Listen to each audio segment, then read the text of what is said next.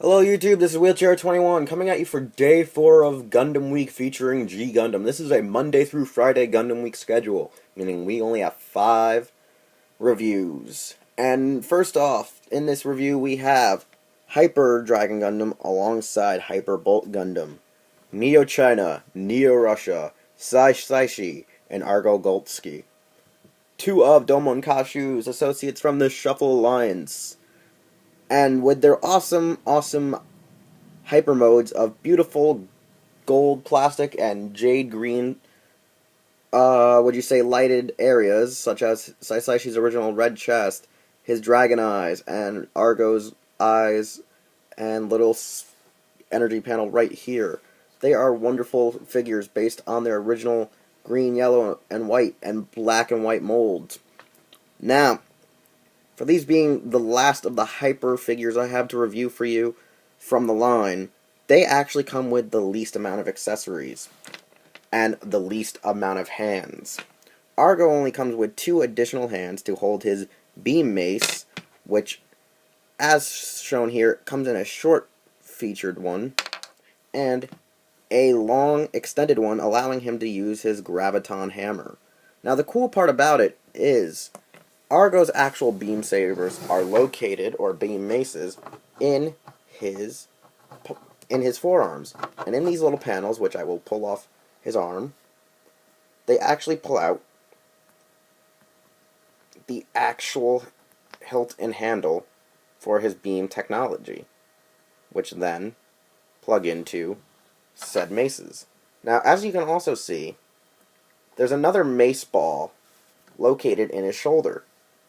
And that's actually where the weapon comes out of. Now, when finished plugging in the actual beam generalizing handle for the actual beam mace and his hammer attack, it actually is a nice fit and looks amazingly well with this clear blue plastic to actually make it quite flexible and actually look like a real energy mace to be swinging around or just throwing at an opponent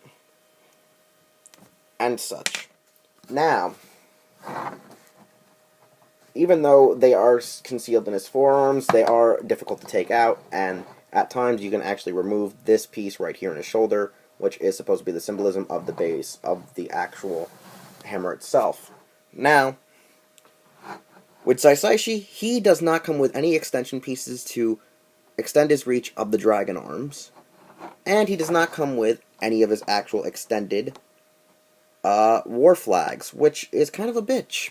But he does, however, come with the energy attack for his suicide kamikaze strike, which is his finishing and final move, which this beautiful energy flames, which become like a monarch butterfly or a butterfly in general, are just magnificent with a nice green and yellow plastic, really sublime energy output, which actually plugs right onto the back of the mobile suit and its core fighter, which is an easy fit.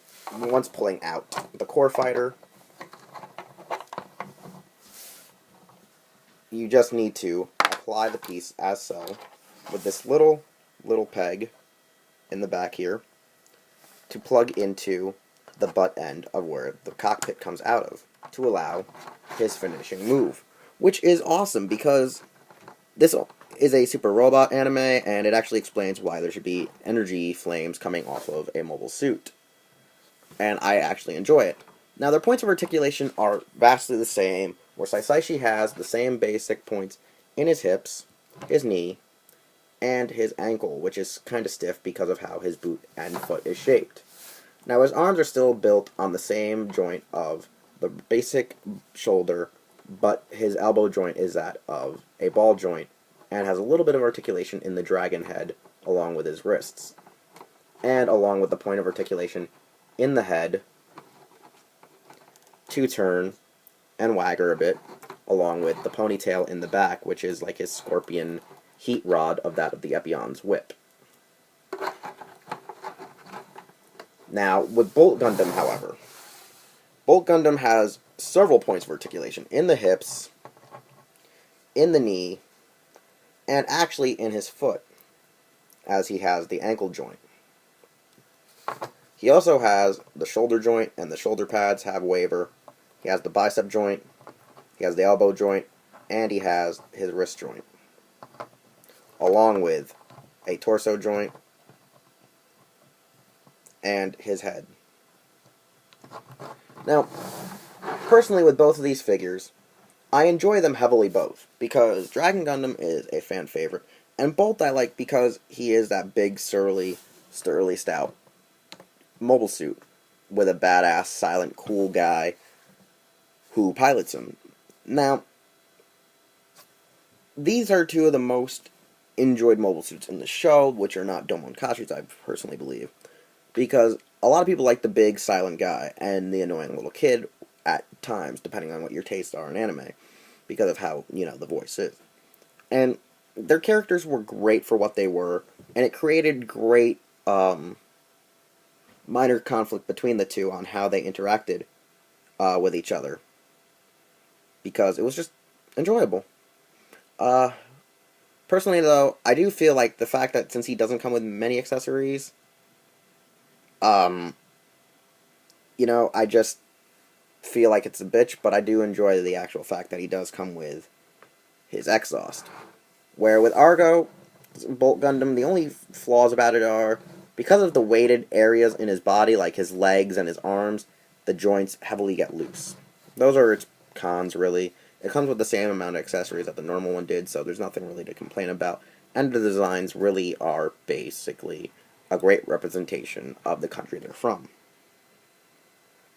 And as such, since these are two of my favorites, I heavily recommend you getting them if you're a huge fan of G Gundam. And I would recommend trying to get either version of it, normal, hyper, or the American or the Japanese release, because there's nothing really different about the two versions released. You just may have some difficulties in affording them, depending on how they're sold and, in what condition they're in. Anyways, for those of you checking, this is day 4. Day 1 was Shining. Day 2 was Original Dragon and Maxter. Hyper, Maxter, and Rose. And now these two. Tomorrow is Master Gundam, Burning Gundam, and Fun Psyche to wrap up our Monday through Friday schedule. With all the G Gundam figures that I have left over will be for another future Gundam week. As for now, this has been Wheelchair 21's Gundam Week featuring G Gundam. You can check me here out on YouTube and on Twitter at Wheelchair21. Instagram as Tadja_Doyle. And I insist for you to check out Hirotaku.com, follow them on Twitter, and like them on Facebook. And check out the several assorted podcasts presented on Raijo Nihon, which are Morphin Bracers, Anisatsu Podcast, Ultracast, Unichronicles, WRW, and many more. As for now, yet again, Gundam Week featuring G Gundam, and we'll see you.